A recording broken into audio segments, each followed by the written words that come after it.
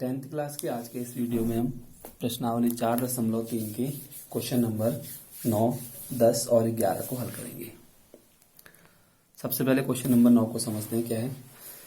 कह रहा है दो पानी के नल एक साथ एक हौज को 9 सही 3/8 यानी कि 75/8 घंटों में भर सकते हैं।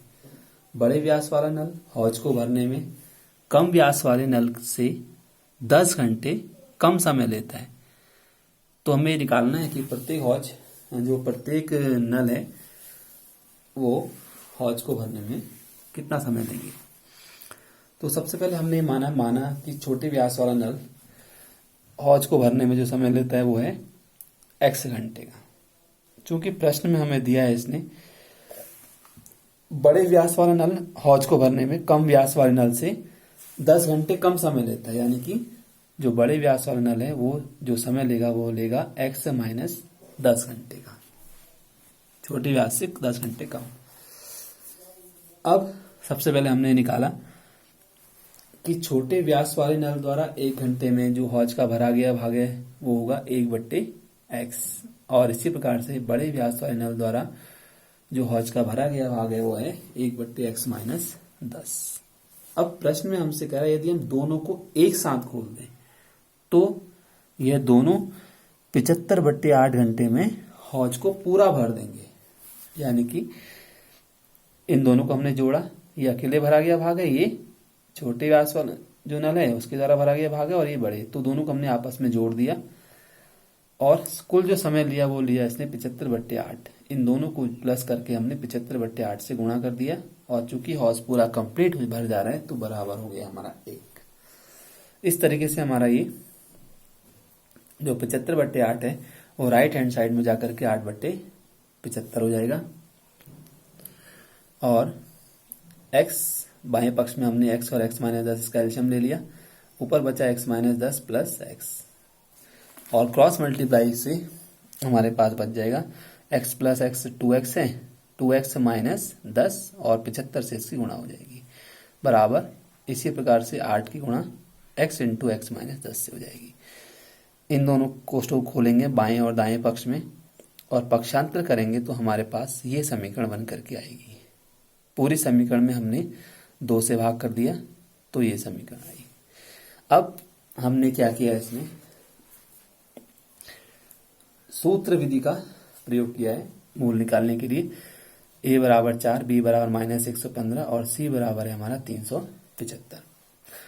सूत्र हम पहले से जानते हैं, x बराबर है माइनस के b प्लस माइनस वर्गमूल b स्क्वायर माइनस 4ac/2a।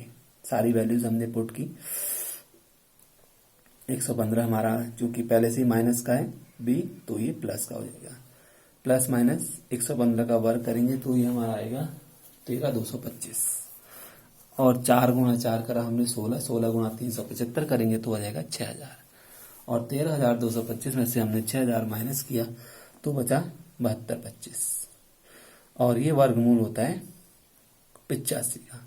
अब यहां से हमारे पास दो वैल्यूज कंडीशन बन जाएंगी, एक पॉजिटिव वैल्यू लेने पर और एक नेगेटिव वैल्यू लेने पर। जब हम पॉजिटिव वैल्यू लेंगे तब x का मान 25 और नेगेटिव वैल्यू लेंगे तब x का मान 3 सही 3/4। चूंकि अब यहाँ पर ध्यान रखना पड़ेगा हमें, दोनों ही वैल्यू पॉसिबल है क्योंकि प्लस वैल्यू आ रही है। तो अब यहाँ पर हम देखते हैं छोटा हौज जो है 25 घंटे या 3 सही 3/4 घंटे में पूरा भर सकता है, जैसे हमारे इसके मान आए उसके हिसाब से।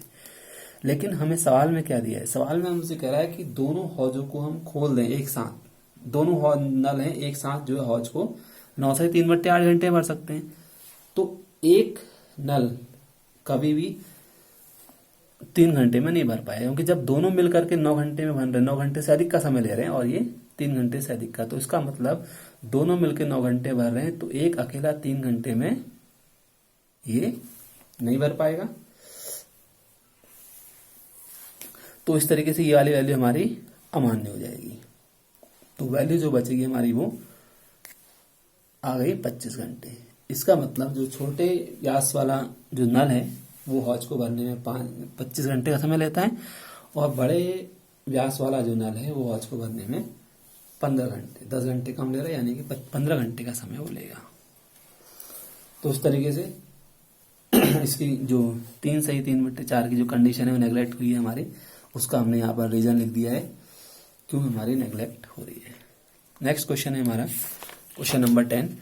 हमसे इसमें कह रहा है मैसूर और बेंगलोर के बीच 132 किलोमीटर यात्रा करने में एक्सप्रेस रेलगाड़ी सवारी गाड़ी से 1 घंटा कम समय लेती है और बीच के स्टेशनों में जो ठहरने का समय है उसको उसने नेगलेक्ट माना है।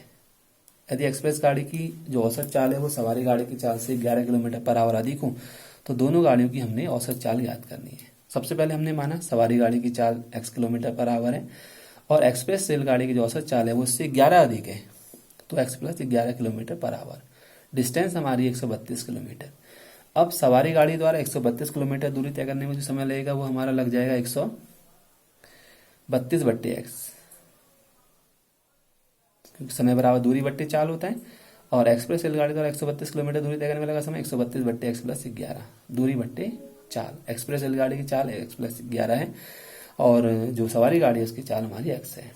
अब प्रश्न में हमसे क्या कह रहा है कि जो एक्सप्रेस रेलगाड़ी है वो सवारी गाड़ी की अपेक्षा उतनी ही दूरी तय करने में 1 घंटा कम लेती है, तो 1 घंटा कम समय लेती है, तो हमारे यहाँ पर ये एक्सप्रेस रेलगाड़ी द्वारा लिया गया समय, ये सवारी गाड़ी द्वारा लिया गया समय -1 कर दिया हमने। अब हम यहाँ पर पक्षांतर करेंगे, तो पक्षांतर करने पर हमारे पास क्या आएगा 132x प्लस 11, ये इधर आएगा तो माइनस का हो जाएगा और ये माइनस का एक यहीं पर रहेगा। अब यहाँ पर हमने माइनस से पूरी समीकरण को भाग कर दिया या माइनस कॉमन ले लिया, तो ये राशि पहले आ गई, ये हमारी बाद में आई और बराबर में जो -1 था वो उस -1 से -1 कट जाएगा, यानी कि माइनस से हमने पूरी समीकरण को बाएं और दाएं पक्ष में गुणा कर दिया है। या फिर हम ये भी समझ सकते हैं कॉमन लेके हमने कैंसिल कर दिया। जब कॉमन लेंगे तो जो हमारी निगेटिव राशि है वो हमारी पॉजिटिव जाएगी, जो पॉजिटिव वाली है वो निगेटिव जाएगी, पहले आ गई और ये बाद में। अब आगे की जो प्रोसेस है वो हमारी लगभग समान ही है। x प्लस 11 इसका एलसीएम आएगा, क्रॉस मल्टीप्लाई में ये संख्या हमारी बच जाएगी। उसके बाद एक हमें द्विघात समीकरण प्राप्त हो जा रही है। द्विघात समीकरण हमारी क्या है, ये x² प्लस 11x माइनस 1452। ऐसे गुणनखंड करने गुणा करने पर 1452 आए, घटाने पर 11 आए, तो ऐसे फैक्टर है हमारे 44 और 33। 44 माइनस 33 करेंगे तो 11 बचेगा और जो उनका गुणनफल होगा वो 1452 आ रहा है। दोनों में से हमने जोड़ा बना के एच कॉमन ले लिया है और जो अंतिम परिणाम आया हमारा x प्लस 44 और x माइनस 33 आ गया है। इस प्रकार से हमारे पास ये दो समीकरण, दो मान आ जाएंगे -44 और 33, क्योंकि जो गाड़ी है उसकी चाल नेगेटिव में नहीं हो सकती, इसका मतलब ये वैल्यू पॉसिबल नहीं है, तो जो वैल्यू होगी वो हमारी होगी 33। अतः सवारी गाड़ी की जो चाल होगी 33 होगी और एक्सप्रेस की उससे 11 ज्यादा, यानी कि 44 किलोमीटर पर आवर होगी। इस प्रश्नावली का हमारा लास्ट क्वेश्चन है, कह रहा है 2 वर्गों के क्षेत्रफलों का योग 468 मीटर स्क्वायर है। यदि उनके परिमापों का अंतर 24 मीटर हो तो दोनों वर्गों की भुजाएं हमने ज्ञात करनी है। मान लेंगे बड़े वर्ग की भुजा हमारी x मीटर है, छोटे की y मीटर है, तो हम जानते हैं वर्ग का क्षेत्रफल भुजा स्क्वायर होता है।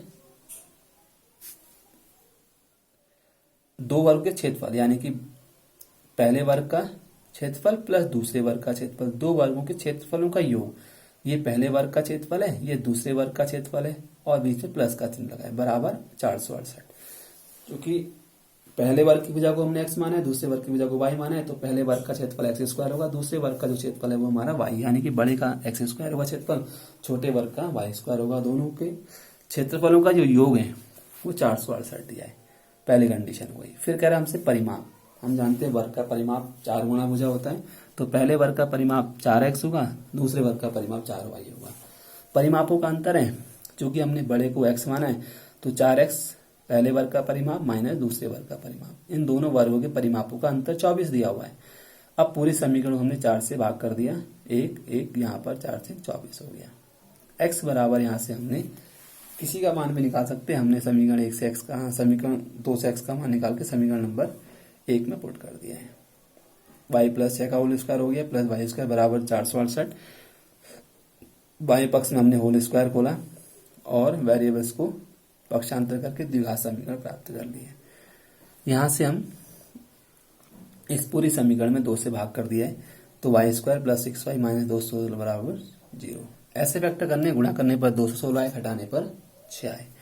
तो फैक्टर होंगे 18 और 12। 18 गुणा 12 करेंगे तो 216 होगा, और 18 माइनस 12 करेंगे तो 6 बन जाएगा। इस तरीके से हमारे पास दो फैक्टर आएंगे। एक मान आ गया इसका 18 माइनस का, और एक मान आ गया 12। इस तरीके से अब ध्यान रखना है, चूंकि -18 तो पॉसिबल नहीं है, क्योंकि वर्ग की भुजा इसका मतलब ऋणात्मक नहीं हो सकती, इसलिए जो पॉसिबल वैल्यू होगी हमारी वो 12 होगी। इसका मतलब छोटे वर्ग की भुजा 12 है, और जो बड़े वर्ग की भुजा है वो हमारी हो जाएगी 6 + y, यानी कि 6 जोड़ने पर 18 प्राप्त हो जाएगी। इस तरीके से हमारे पास ये बड़े वर्ग की भुजा और छोटे वर्ग की भुजा हमें प्राप्त हो जाएगी। इस तरीके से हमारी जो प्रश्नावली है तीसरी वो समाप्त होती है। इस अध्याय की हमारी अंतिम प्रश्नावली है 4.4, उसको नेक्स्ट वीडियो में सॉल्व करेंगे।